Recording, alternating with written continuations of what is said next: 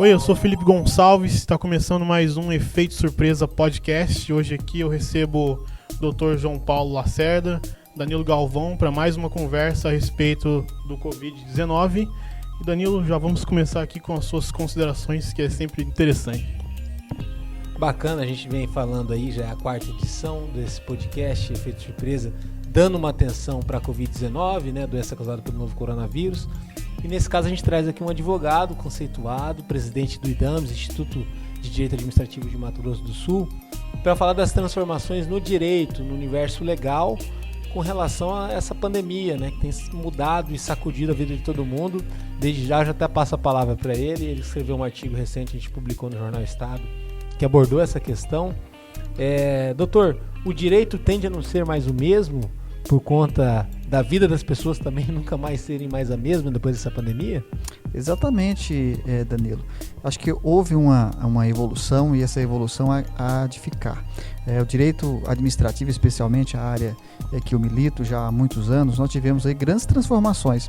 Nos últimos 2 meses, por exemplo, foram editadas diversas medidas provisórias, emendas constitucionais sendo promulgadas, decretos sendo editados, e não só pela União, não só pelo governo federal, pelos governos estaduais, pelos governos municipais, pelo governo do Distrito Federal. Aí você entra até a questão da competência, essa discussão que nós não tínhamos há muito tempo, quem é competente para editar determinadão de quarentena, de lockdown, de isolamento social. Isso é competência do governo federal, ou isso é competência dos estados, ou isso é competência dos municípios. Isso veio à tona agora. Então, a partir de agora, nós teremos aí um arcabouço jurídico muito maior, muito mais leis, muito mais normas, que antes não existiam. Se nós não tivéssemos a pandemia, tudo isso não estaria existindo.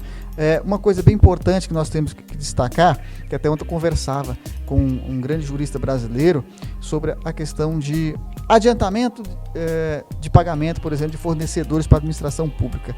Uma coisa que o Tribunal de Contas da União, ele tratou disso há 10 anos atrás. Lá em 2010, ele disse que para fazer pagamento antecipado para o fornecedor da administração pública de serviços ou de outras aquisições, teria que cumprir alguns requisitos. E nós não vimos tratando disso.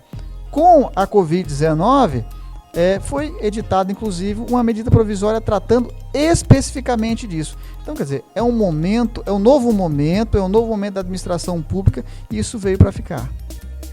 E como o direito administrativo funciona? A gente estava tendo um papo aqui, né, antes de começar, e as pessoas podem ter dúvida acerca desse tema. Como ele funciona, para a gente entender melhor? O direito administrativo está diretamente vinculado à vida das pessoas.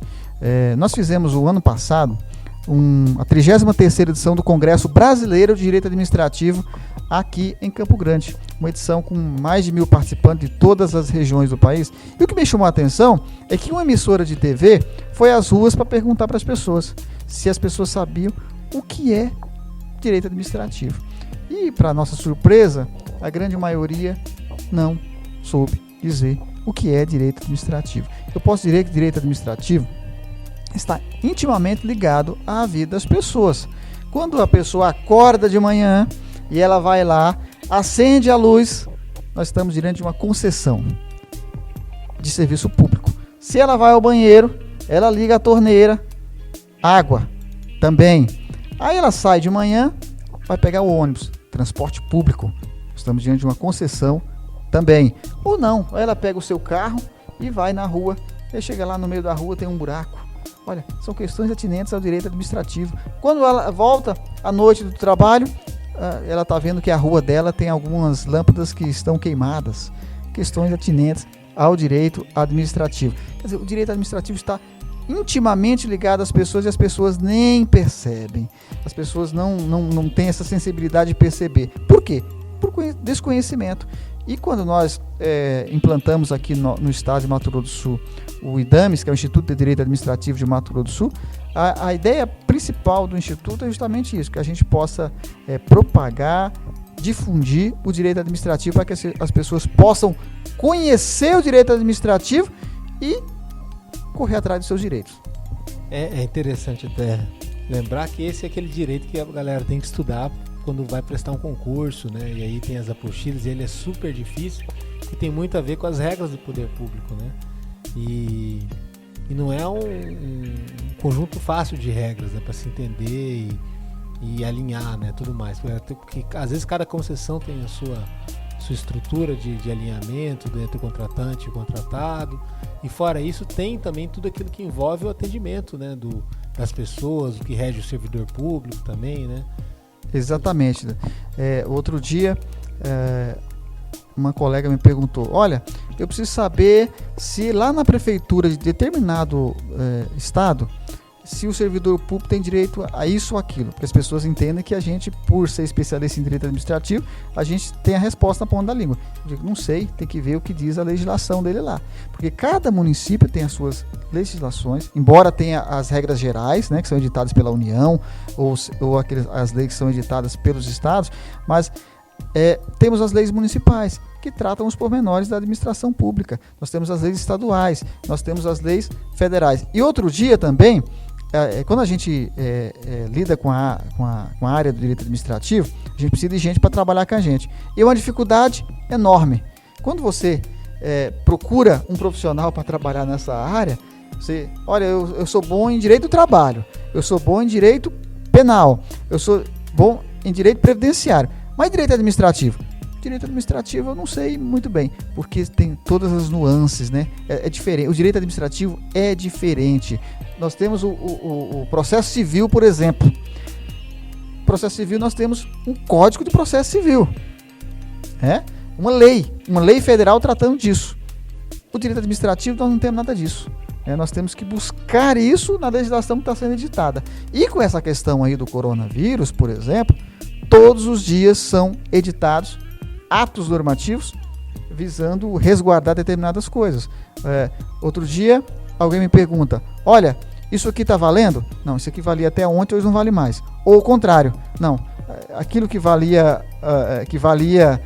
hoje não vale. Então, tudo muito dinâmico essa questão do direito administrativo. Então, acho que o direito administrativo, eu sempre digo que é uma disciplina diferente das demais. Para você se tornar um especialista em direito administrativo, você tem que ir a fundo pesquisar, a fundo discutir, porque como eu disse, cada município tem as suas leis próprias, cada estado tem as suas leis próprias, e nós temos as leis gerais da União. Então é uma questão muito diferente. E acho que uma das perguntas mais recorrentes nesses tempos é como tem sido trabalhar com essa pandemia aí, desde que ela começou, como é que está sendo enfrentar o trabalho e a pandemia ao mesmo tempo? Eu considero o trabalho dos municípios, por exemplo, onde a gente atua. A gente atua em consultoria a municípios dos estados. Então, o que acontece? Às vezes, no início, os prefeitos estavam meio perdidos. Para saber para que lado que vai, até onde que vai isso. Isso vai demorar 15 dias, isso vai durar um mês, isso vai durar 2 meses. Então, havia isso. E a edição de atos, né? Como é que eu vou editar ato? Olha, o transporte dos estudantes, vamos suspender? As aulas, nós vamos suspender? Como é que vai ser isso? Como é que vai ser o baile dos idosos lá, que era realizado toda sexta-feira? Nós vamos suspender? Como é que é isso? Então, os prefeitos se viram meio que perdidos em relação a isso. Por quê? Porque é uma coisa nova. Uma coisa que todos esses prefeitos que estão aí, certamente não passaram por isso em nenhuma fase da vida. Então, primeiro veio aquela surpresa. Mas com o passar do tempo, as coisas foram se adaptando, aí os prefeitos meio que agora estão meio que entendendo como lidar com a situação. Uma coisa que no início aconteceu, e aí o aluno vai ficar em casa, nós não vamos transportá-lo, mas e aí? E aquela criança que só vai, infelizmente é uma realidade, só vai para a escola, às vezes, interessado na merenda, porque não tem o alimento em casa. Como é que vai fazer? Inclusive, essas normas, o governo federal, inclusive, editou normas nesse sentido. Aquele aluno que ele precisa disso, inclusive, o prefeito pode pegar a própria merenda e levar lá para a casa dele, para que ele possa se alimentar. Então, quer dizer, é tudo novo, tudo muito dinâmico, como eu falei, as coisas mudam de uma hora para outra. O senhor falou do desconhecimento com relação ao direito administrativo, passa muito também pelo desinteresse da população e não lê o diário oficial, né? Porque ela paga o imposto, ela vota, ela tem lá quem ela escolheu ou quem ela não escolheu, mas vai representá-lo nas esferas do poder público. E o Diário Oficial é uma porta de informação com relação a tudo isso, mas ninguém lê, né? E numa época como essa, o Diário Oficial tem cada hora uma surpresa. Exatamente, Danilo. E tem mais uma, né? Eu considero, nós fizemos uma série de lives pelo IDAMES, tratando sobre temas relevantes de direito administrativo, discutindo isso com os maiores administrativistas do país. E eu conversei com um conselheiro do Tribunal de Contas dos Municípios de Goiás, o ex-presidente do IBDA, professor Fabrício Mota. E aí nós discutimos sobre isso, o controle social. Controle social, aquele que o cidadão vai lá, ele olha no Diário Oficial, ele olha no portal da transparência para saber como é que está. Olha, ele tem direito, mas geralmente não faz. Não, às vezes ele tira o corpo fora e fala, para isso já tem o Tribunal de Contas, os Tribunais de Contas, tem os Tribunais de Contas, tem o Tribunal de Contas da União, tem o Tribunal de Contas dos Estados, então já tem aí o Ministério Público, né, já tem outras formas, então não vou me preocupar muito com isso não, mas ele tem ferramentas importantes. Por exemplo, como você disse, o Diário Oficial, como eu disse também, a questão dos portais de transparência. Os portais de transparência dos estados, dos municípios, da União, trazem informações importantes, que se uma pessoa for realmente ligada, ele consegue extrair dali informações importantes. Então, quer dizer, às vezes, até por desconhecimento,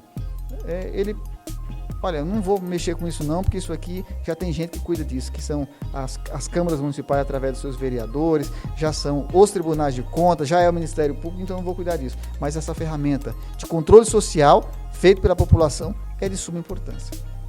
E vocês têm visto isso de uma forma expandindo o escopo, vendo um pós-pandemia também?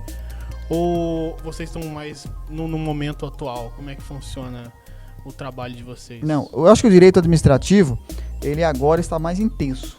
Como eu disse, todos os dias nós temos leis e atos normativos novos. Ontem eu discutia com um colega sobre uma medida provisória, que foi recente editada, 6 de maio. Hoje, você acorda de manhã, já tem publicado no Diário Oficial da União uma nova medida provisória, tratando de outro assunto, agora tratando, inclusive, muito polêmico, sobre a questão do erro grosseiro, se o administrador vai ser punido por comprar ou não comprar, pelos atos que ele praticar durante a pandemia. Quer dizer, agora está muito intenso, tudo muito intenso, mas o direito administrativo ele está presente na vida das pessoas sempre. Eu acho que depois disso, com mais intensidade, devido a tudo isso que nós estamos passando agora. Acho que, como eu disse, há muito tempo que eu não tinha falado sobre a importância do direito administrativo. E agora eu disse, sobre a importância do direito administrativo para a vida das pessoas em época de pandemia. Mas não é só em época de pandemia. É antes de pandemia, época de pandemia e pós-pandemia. Agora, para finalizar, uma coisa interessante também são essas lives, né? Vocês, eu acho que aumentaram muito a proximidade com o público de quem é curioso para saber o direito administrativo e quem também é assíduo no estudo dessa matéria. Com relação às lives, acho que para todos os setores intensificou bastante. Não podia ser diferente para vocês nesse momento da quarentena, né? E que deve ficar também para depois da quarentena. Eu comecei, através do Instituto, fazendo vamos fazer uma aqui com um colega de outro estado para ver o que dá. E foi uma repercussão muito boa. E aí hoje nós estamos discutindo temas relevantíssimos do direito administrativo para o momento atual e para o futuro, através de lives, onde a pessoa vai lá, acessa, assiste, tira dúvidas. Ontem nós fizemos uma live muito especial com o Joel Nieburgo, um dos maiores especialistas em licitações e contratos. E as pessoas puderam entrar lá, colocar suas dúvidas, respondeu ao vivo. Eu até disse que nós discutimos ontem a medida provisória 961, que trata sobre a questão de antecipação de pagamentos, que fala sobre o aumento dos limites dos valores das modalidades, aliás, a dispensa de licitação e regime diferenciado de contratação. Eu brinquei ontem que todas as dúvidas surgidas da medida provisória foram esclarecidas. Então, a importância dessas lives e a importância dessa interação através da internet também. Um novo jeito de ver as coisas, né? E talvez vai ficar para depois dessa pandemia, né? Talvez, eu acredito que as lives vão pegar de um jeito em que isso seja comum, né? Um esclarecimento para a população de uma forma sem um juridiquês, eu diria, né? Uma forma mais simples para as pessoas, né? Você passando informação, as pessoas perguntando em tempo real, e eu acho que é uma coisa que vai pegar depois, né? Dessa situação toda que a gente está passando. Né? Eu concordo com você. Eu acho que já vai ser uma nova realidade, né? Cada um fica na sua casa, não precisa uma superprodução, não precisa... Eu estou conversando com um colega lá, eu conversei ontem com um colega de Florianópolis, ele estava na casa dele, até foi uma situação bem inusitada. Ele disse, olha, tá trovejando aqui, eu vou aqui fechar a janela e depois eu volto para nossa live, porque senão vai atrapalhar a nossa live. Então é uma situação muito inusitada. Quer dizer, não se concebe um negócio desse numa entrevista formal, tudo mais, né? Numa entrevista formal, obviamente, essa parte iria ser cortada. E aconteceu naturalmente, as pessoas esperaram ir lá fechar a janela para depois vir participar da live. Então acho que essa informalidade tende a ficar. Por quê? Também eu falando daqui, conversando com ele lá em Florianópolis, e as pessoas do mundo inteiro podendo ter acesso a conhecimento. Então é uma nova realidade. Eu digo não só as lives, também tem outras plataformas aí que se utiliza, né, para se comunicar, para fazer congresso. Vou falar uma coisa aqui para vocês. Vou participar de um congresso do Instituto Amazonense de Direito Administrativo. Não tem como ir no Amazonas, o Amazonas está lá com um grande nível de pandemia. Isso que eu ia perguntar, com relação às viagens para congresso, eu acho que deve mudar bastante o deslocamento, a ideia para deslocamento, para encontros, pois eu vou o virtual poder ajudar mais. Pois eu vou falar uma coisa para você. Eu fui convidado ontem para participar do congresso, primeiro congresso amazonense de direito administrativo. Como vai ser? Através de uma plataforma virtual. Eu vou mediar lá um debate entre dois administrativistas grandiosos do Brasil, que é o Márcio Camarosano e o Jacobi. Eu aqui em Campo Grande, o Márcio Camarosano em São Paulo e o Jacobi no escritório dele lá em Brasília. Então nós vamos fazer isso, possibilitando que todas as pessoas do Brasil e do mundo possam visualizar um debate de alto nível da sua casa, sentado no seu sofá, assistindo do seu celular. Então isso vai mudar muito. Nós tínhamos programado, inclusive, o Congresso Brasileiro de Direito Administrativo para setembro deste ano em São Paulo, e não tem como acontecer. Ontem eu falei com o presidente Maurício Zocum, e ele disse, olha, nós temos que pensar, vamos ver se nós vamos fazer isso através de alguma plataforma, de alguma forma, porque presencial vai ser muito difícil acontecer esse ano, né? Então acho que é uma nova realidade, e nós temos que nos adaptarmos a essa realidade. Bom, gostaria de agradecer a presença de vocês nesse episódio, foi muito esclarecedor, interessante, legal. E Danilo, gostaria de pedir suas considerações finais aí pro episódio.